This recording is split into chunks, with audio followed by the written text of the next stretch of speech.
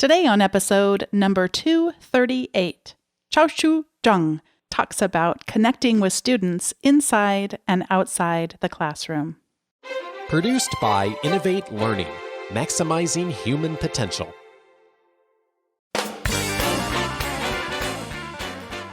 Hello, and welcome to this episode of Teaching in Higher Ed. I'm Bonnie Stahoviak, and this is the space where we explore the art and science of being more effective at facilitating learning. We also share ways to improve our productivity approaches so we can have more peace in our lives and be even more present for our students.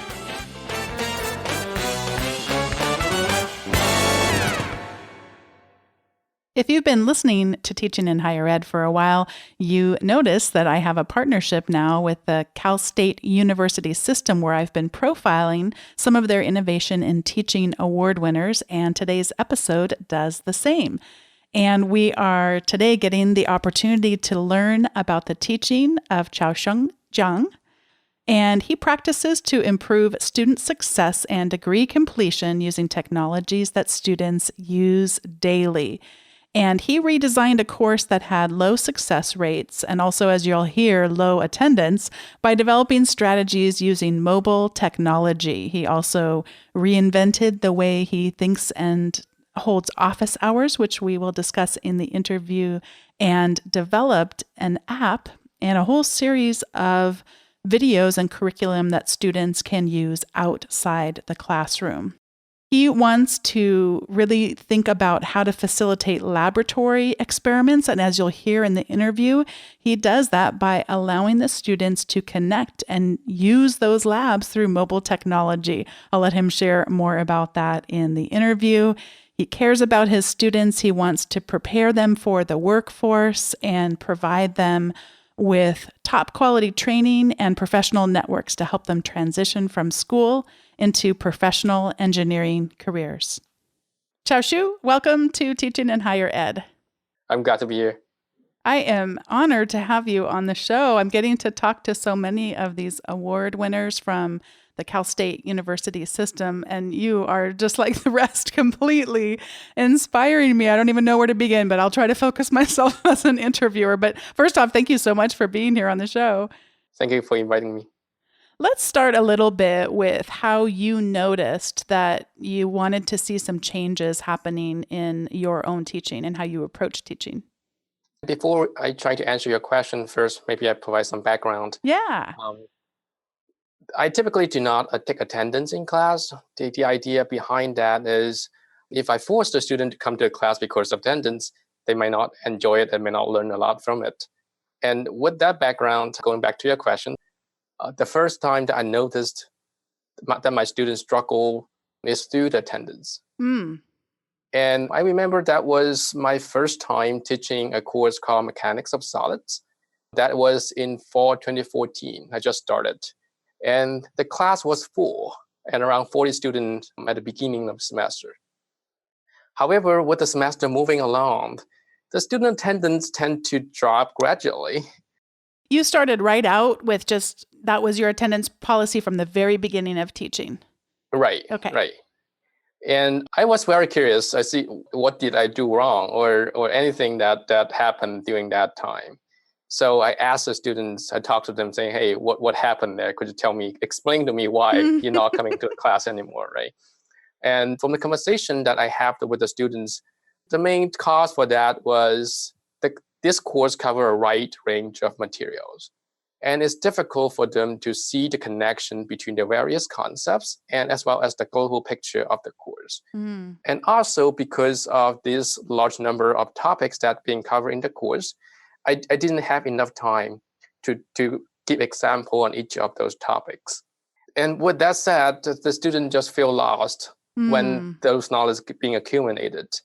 Another factor for that is the student come with a different prerequisite knowledge. And some knowledge that I assume that is known by everyone, but actually it's not. And with those factors adding up, though, some students starting to say, hey, I'm not going to understand it, therefore I'm not going to class anymore.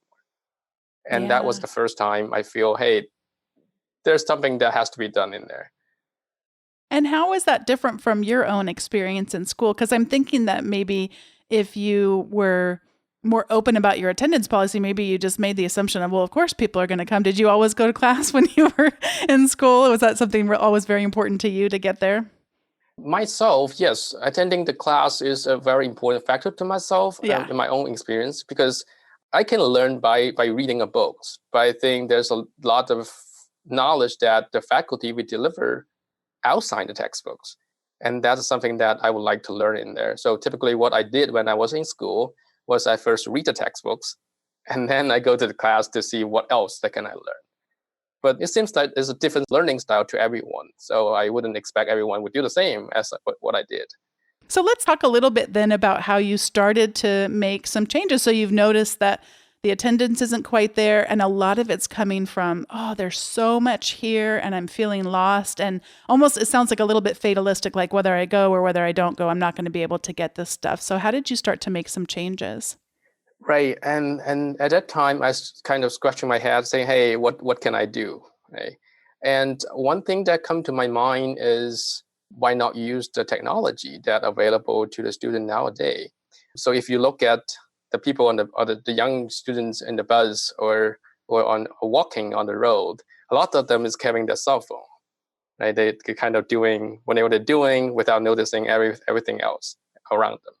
So the idea that I have with theirs was, if they're so dependent on those devices, in addition to using them to gain information, to play, why not use them for study? So I'm trying to incorporate all those knowledge, all those necessary materials into the mobile platform for my students, so that it's making them more accessible to them, making them more engaged in the classroom. And did you start out right away with something big that you tackled, or do you start just trying little interventions or little experiments to see what worked and what didn't work? I was lucky because I was funded by also the Chancellor's Office on a course we decide grant at that time. Therefore, I just started with a bunch of strategy that I planned it on using the mobile device to deliver. For Oh, example, yeah. to give you some idea. Yeah, tell us more about that. Several strategies I planned on that. One is the recorded review videos, which I record those knowledge that I think the students should know, and to help them to review the prerequisite concepts. The second strategies I used was to develop some interactive mobile apps, so that the student can use those apps to create a limited number of examples. They can use to practice the knowledge that they learn in class, because I never got enough time in classroom to show them all. And the third thing is the virtual office hours, so that they provide students a timely and easily accessible guidance and feedbacks. And the student always complain to me, say, hey, I don't have time to come to your office hours because I have some time conflict and something like that. But providing this opportunity that can take those away. What was your main goal in making these changes? Because I know that you really thought about how to measure your success. Right. The main goal is trying to help the student not only in the classroom, but also outside the classroom. We try to provide them all those materials more accessible, so that they, for example, if they're taking the bus, they can take the cell phone out, they take the tablets out, and they can just review the material as they need it. I don't know you, but sometimes when I'm walking, I say, oh, I remember my professor talking about this, but I really don't remember exactly what is it, right? But I don't have my textbook around me. What can I do? I am cracking up at your example just because it was something that came up for me fairly recently. I was asked to give a talk at our faculty gathering, and I really started to get this sense that, yeah, I don't really want to be the only one giving this talk. I want to have the students' voice there too.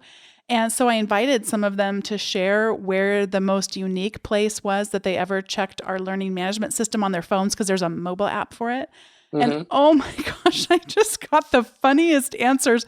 But not only were they funny, but they also were insightful, just because I don't think sometimes we realize that, they're talking about we live near Disneyland. And so I'm in line at Disneyland and I'm there, working on stuff. And I mean, just that you could get inside the head of your students and realize, as you said, they're walking down the street, sometimes not even watching where they're walking. I should include myself in that too, because I certainly love Exactly. having You actually mine too. I think you gave a perfect example on using the way that the new generation trying to learn for them to learn, right?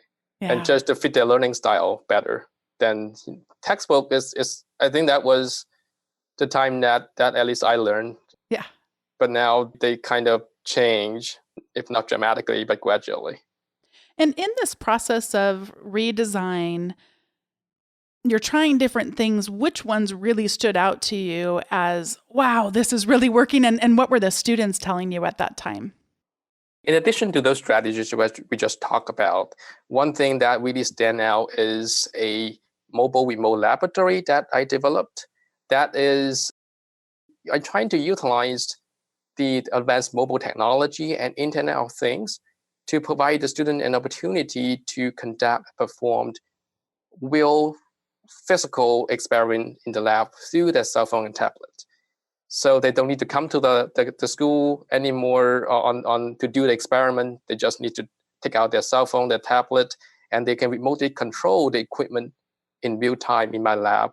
And those data is being feedback to their mobile device in real time. This is And really such an incredible thing to me because it really just stretches my imagination. I have very little background in terms of anything involving STEM, but it's so fun to just hear how things are happening today because it did used to be. I mean, it still is in many cases where you really did need to be there to do those labs.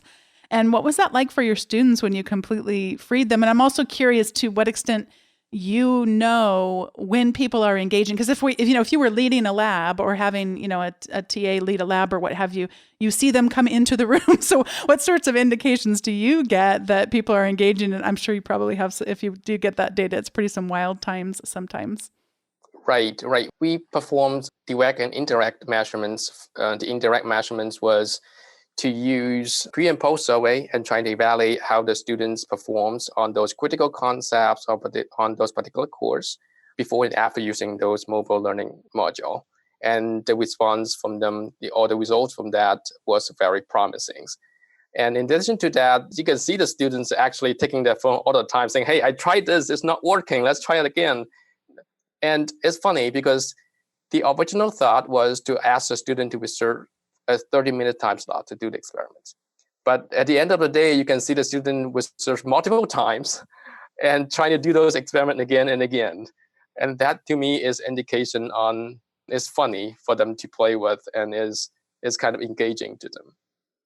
What's great about this example is that a lot of times we think that if they're not with us in the classroom or in the lab, in this case, then we're not going to get to see when they need extra help. But what I think so many of us forget is that there are so many times cultural barriers, or even just beyond culture, just developmental barriers that would prevent someone from raising their hand, I'm stuck, I need help. Back when my very first job out of college, I used to teach computer classes. And then after that, I started training other people how to teach those classes too. And one of the biggest rookie mistakes would be that someone would start teaching a class and they're standing at the very front of a computer lab. There's 24 people in the computer classroom with them. The monitors are faced away from them, right? Because they're up at the front. Yeah. So they would say, are y'all with me? Did y'all get that? And I'm the person teaching them and coaching them how to teach. I'm sitting in the back of the classroom. I can clearly see that 20% of the people are totally not with them. But that's part of our ego, our sense of, identity. We don't want to say, hey, I'm clueless here, because it seems like everybody else is caught up, Exactly. And so what you've done with these mobile labs is you have given them a little bit more of an opportunity to experiment in what sounds like a more playful way or a way that perhaps brings out a little bit more of their persistence. I don't know if this is making sense. It does. Also, in addition to allowing them to freely explore those different ideas without being embarrassed, we also provide an opportunity for them to directly talk to the person in the lab. So we have something called a mobile remote robot, and that the student can use that to actually drive around the room. They can control the robot. They can see the different experiment from different angle. They can talk to the student in the laboratory. Also, they can talk to the TA if they have any questions. And that is side by side on the control apps that they use to control the equipment. I think I may have seen one of these devices. If it's the same thing you're talking about, we have someone who teaches for us who is paraplegic.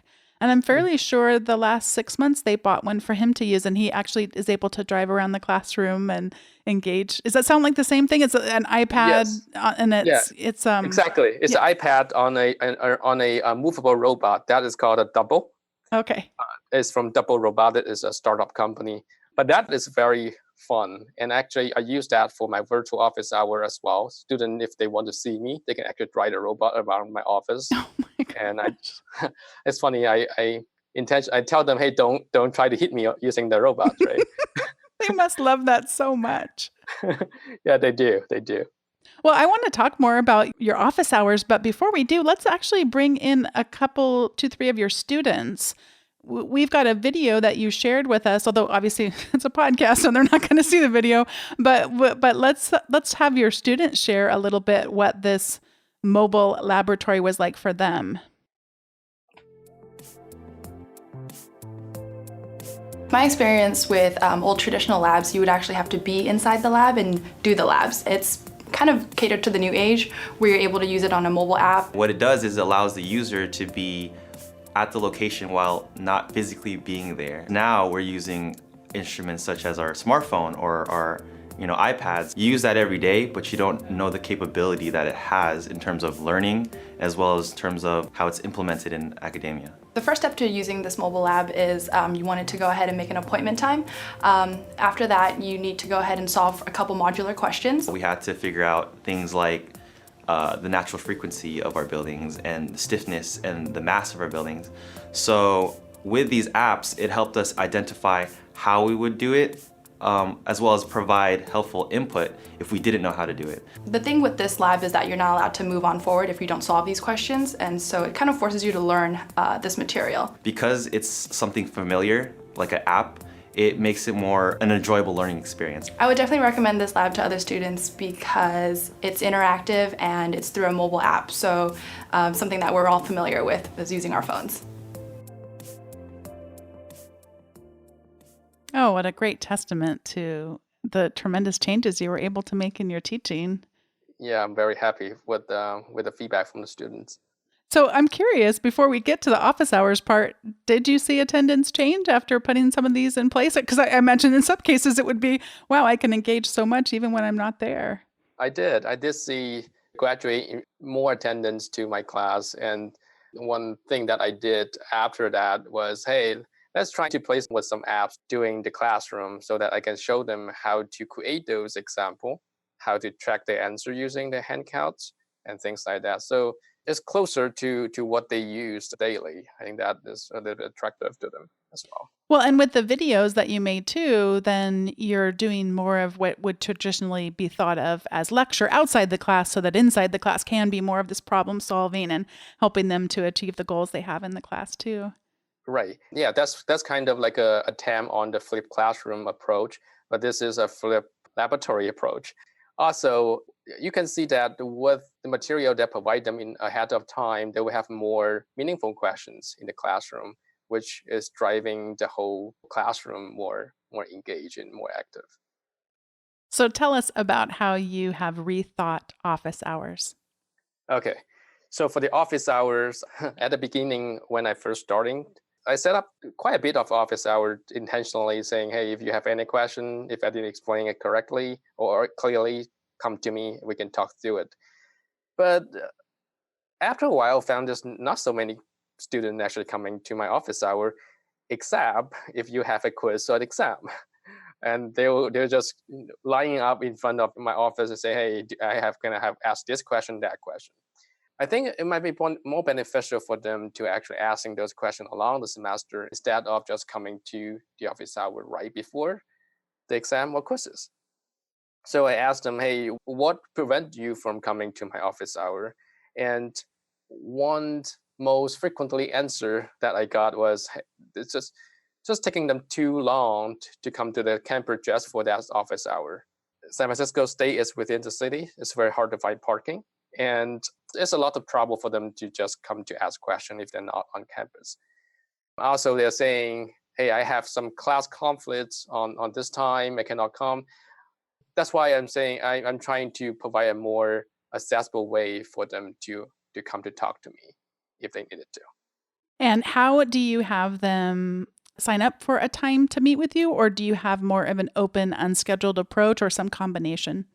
Right. I'm using some similar approach as you set up yours, is a booking system. It's called youcanbookme.com. Yeah. And with that booking, it directly come to my calendars. And also it will send them a link to reserve a time to book the double if they wanted to. Or they can choose if they would like to use a double, if they would like to use a Zoom, or if you'd like to call me. So let's talk through those options, because I know that they're familiar to you. First, let's actually back up a minute. The service You Can Book Me, and the one that I use is called Acuity Scheduling, although I actually think You Can Book Me is better for professors to use for a number of reasons I won't go into here, but it's more it's just better, easier to get set up, I think. And those are game changers. I mean, for anyone listening who does not have the ability for students to be able to sign up that way, it is so much more convenient for them, but also saves you a lot of time. And it has a lot of built-in automation, like you can customize it to say, send a confirmation message the day before or 2 hours before, or whatever Exactly. you think is most helpful. And I found that it would go from no shows being, I'm guessing maybe 30% years ago to never. I mean, it's just because if they get a reminder and something's come up, then they're going to tell you before you've, gone completely out of your way to meet them. Right. Yes. I totally agree with you. And also they provide you a link saying, hey, if you would like to reschedule or cancel, just click here, right? So you don't need to call, you don't need to send an email. And that's make the student's life much easier to confirm. And then they make it so easy because you can connect them with your calendar. So if you schedule a dentist appointment, doctor's appointment, and you forget, like a lot of times people have it maybe in their learning management system, which many of them offer that feature there too, but it's not linked to your calendar. Oh, shoot, I forgot I was going to the dentist that day. I mean, it's really time intensive to try to then reschedule. So these link with your calendar and they automatically won't offer that time that you're going to be at the dentist to the students. It makes a huge difference. Exactly. And I also link the booking system to the mobile apps that we have. So that student just click on that tab on the mobile app, they can already book the time with me. And also that was linked to the learning management system as well. So the student, if they do the course work on this thing called I Learned on our sign, and they can also, if they have any question, they can directly make a reservation with me. So once they've booked with you or they're getting ready to book, you said they have 3 options. Are you saying that double is one of them? It's like a body double? Is that the double is the robot that we just talked about. It's the student can just drive around that robot and they can see me through the camera of the robot. I can see them through the camera as well. And what are they using on their end of things? Is it on their phones? Yeah, they can use the phone. And so tell me the student who signs up for that versus Zoom. Just I'm curious what the personality types are for the various options. Right. That I at the beginning, more students actually using Zoom. But after some students start using the robot, more and more students trying to use the robot because they know that now I can drive the robot, I can drive it around.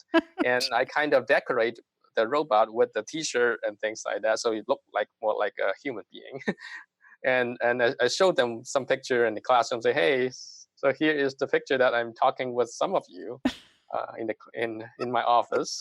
And the rate of booking using the double is increased dramatically after that.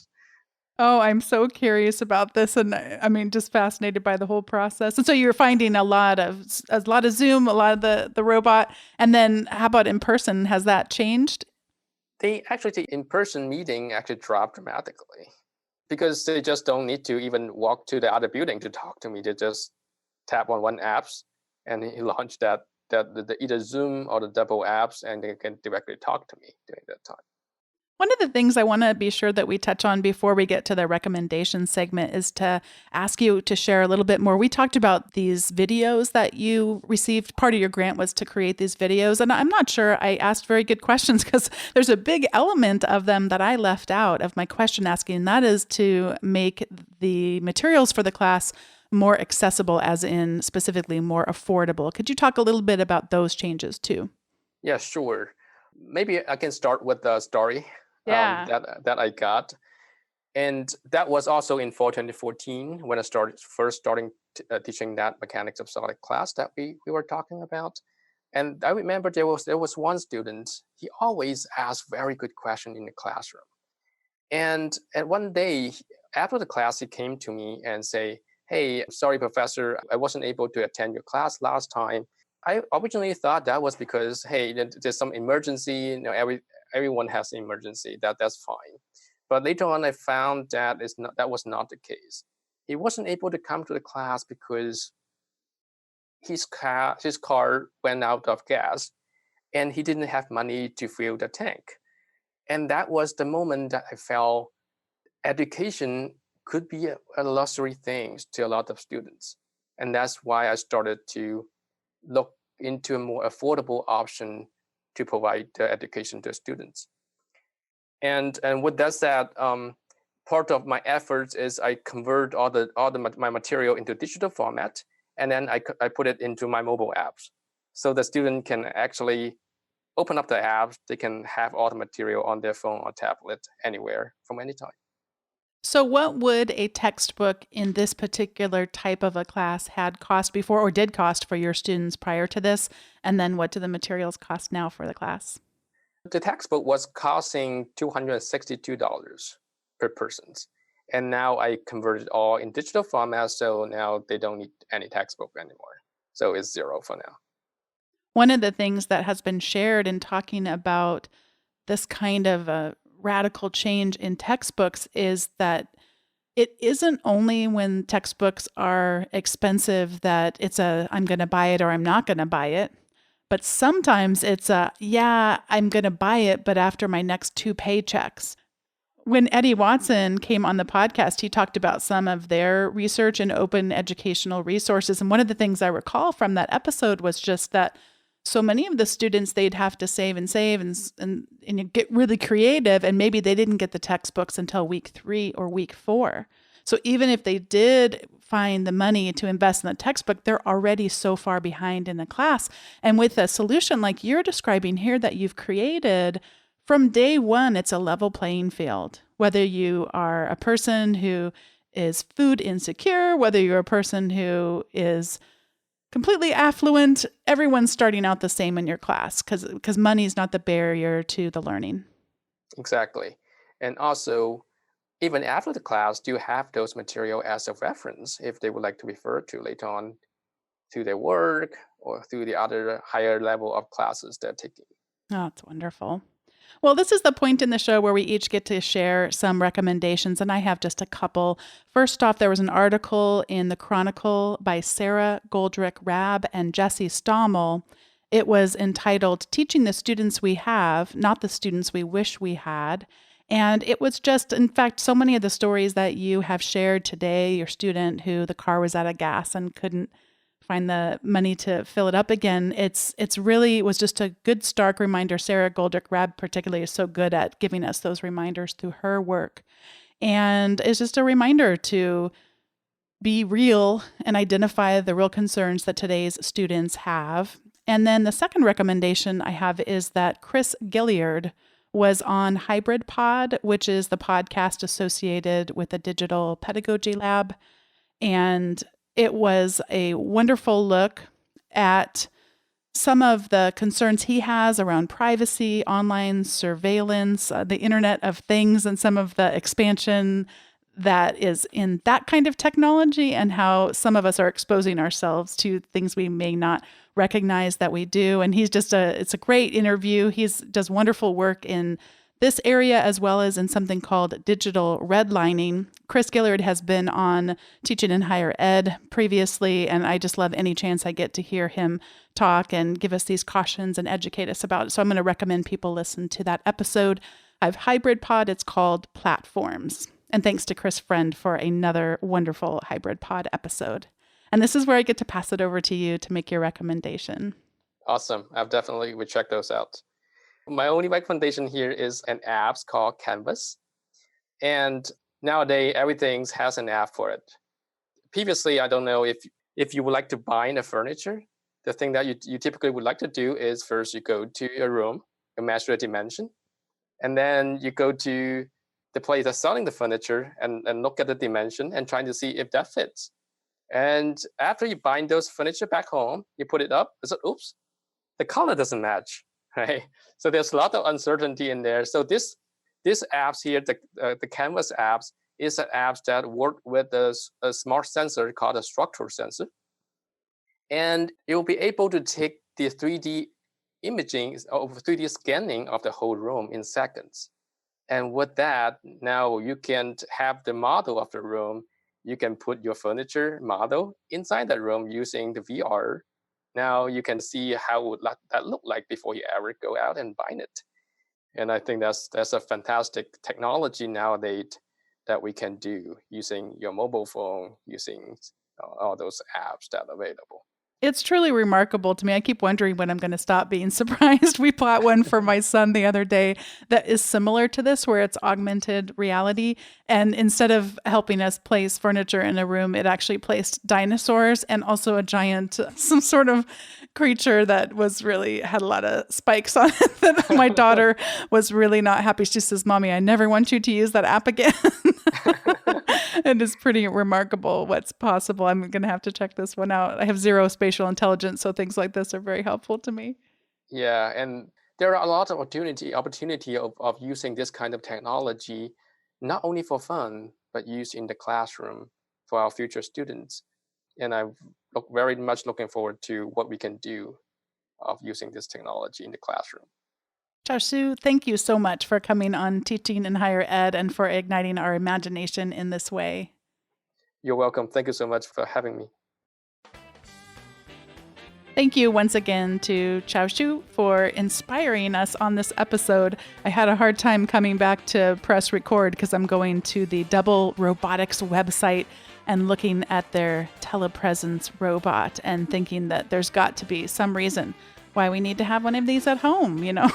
I'm sure that my son, who loves all things robots, would have no problem getting on board for that. But, you know, probably I should start by actually using it for, you know, grander things. But anyway, thank you so much for igniting our imagination, helping us rethink how we might connect with our students on their mobile devices outside the classroom, reducing the cost of their textbooks. I could go on, but this has been a great conversation. We really appreciate your time today, and congratulations on winning the award for your teaching. Thanks to everyone for listening. We'll see you next time.